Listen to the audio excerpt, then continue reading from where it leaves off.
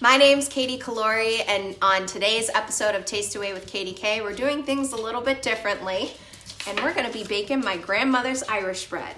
I thought that this was appropriate since we're in March for Women's History Month, and she's a woman that has inspired me all of my life, even though I didn't get a chance to meet her. And St. Patrick's Day. I love celebrating my heritage of being Irish, so let's get to it. We're gonna start with 3 cups of flour. We just need to grab the sugar. This is actually my grandmother's original recipe for her Irish bread. And if you like raisins in your coffee cake, it's similar to that. It's more sweet. A lot of people think that Irish bread is just that brown bread, which I also love, but a lot of people think it's very bland. But this is my grandmother's own recipe that she came up with. 1 cup of sugar.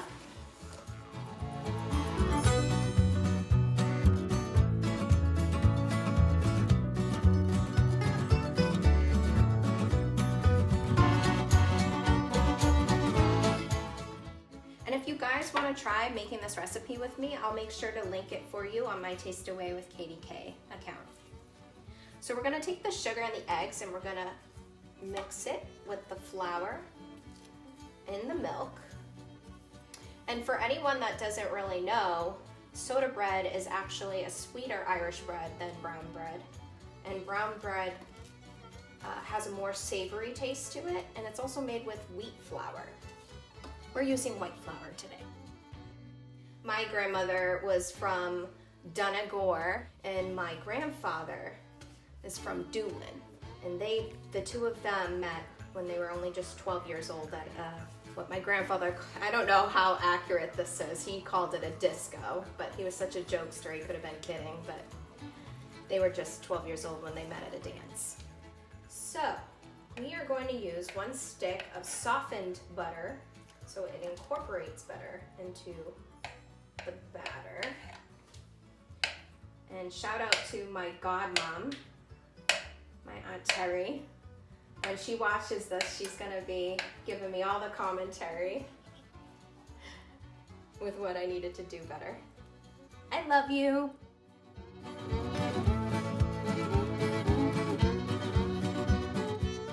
All right, so I don't know how my grandmother did this, but this is a really good way to build muscles.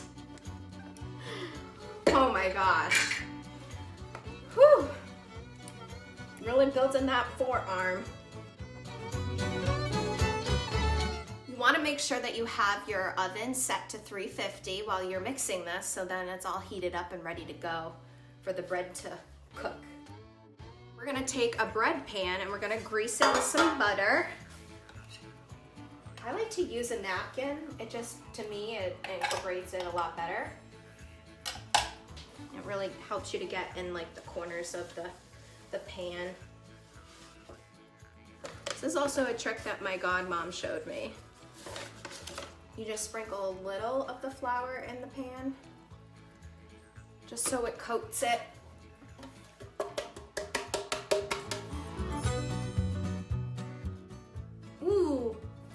So I forgot the baking powder. Well, thank God I referenced the recipe. So much pressure. Let's make sure that that gets in the batter as well before we move it over to the bread pan. Okay, so we need 4.5 teaspoons.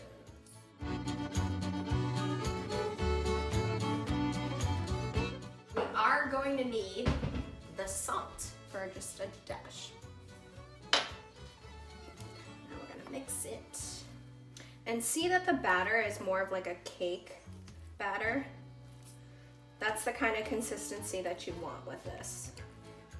And I can promise you, it's gonna be real good. Some butter, a little jam. All right, so we're gonna take our pan. And we're gonna transfer the batter.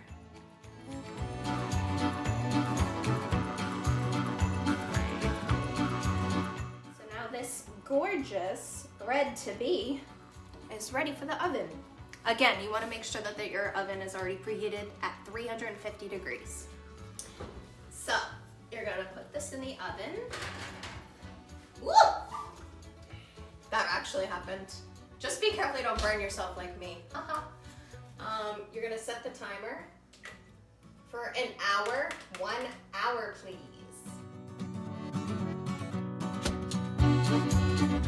I gotta tell you where exactly my grandfather is from. So I did tell you earlier that him and my grandmother met when they were 12 years old, and he was from Doolin, Ireland. And my great uncle, if you go over and visit Doolin, you can actually go to this pub. Although it's still not in the family, it's still Gus O'Connor's pub, and Gus was my great uncle. And yeah, my grandfather, he grew up right above the pub there. When my dad was 17 years old, he used to go over for the summer and he'd work and sell the sandwiches. He used to tell me that he used to sell ham sandwiches when he was over there. And one of my favorite memories was when I went over there with my dad and I got to see all those special places. So every year for St. Patrick's Day, I've made it a tradition in my grandfather's honor, as well as, you know, a few of my other deceased family members. I usually go to an Irish pub close by and I have a Guinness in their honor. And I usually toast to them because my grandfather loved having his beer. It was the one thing, even though he was diabetic, that was the one thing he loved enjoying was his drink. So, since we're not at a bar, I thought we could have one.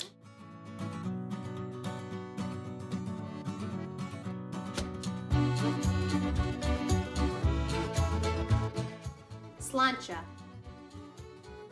Part about being Irish is you always want to surround yourself with good company. So I have a couple of my good friends coming over today to enjoy this delicious Guinness beer, as well as some brunch foods and my grandmother's Irish bread.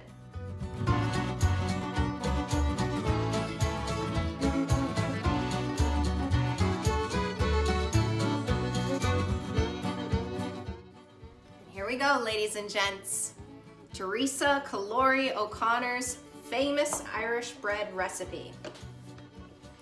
I recommend having it with some butter and maybe a cup of coffee or your cup of tea. You can also put some jam on it, it's really good. And I appreciate you watching today, and if you are wanting to make this recipe, I'll make sure to link it on my Taste Away with Katie K account. Oh, I think my friends are here.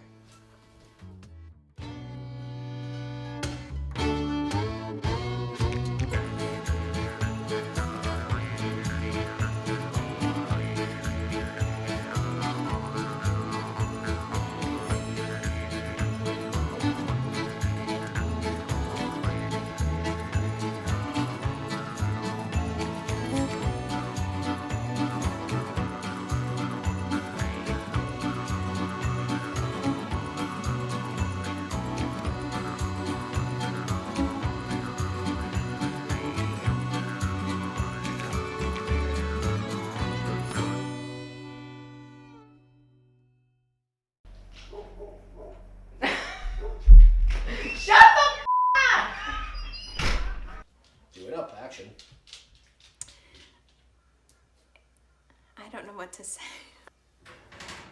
Just be careful, do not burn yourself. How long do you set it for? Oh yeah. How do you say sláinte? Hey Siri, how do you say sláinte?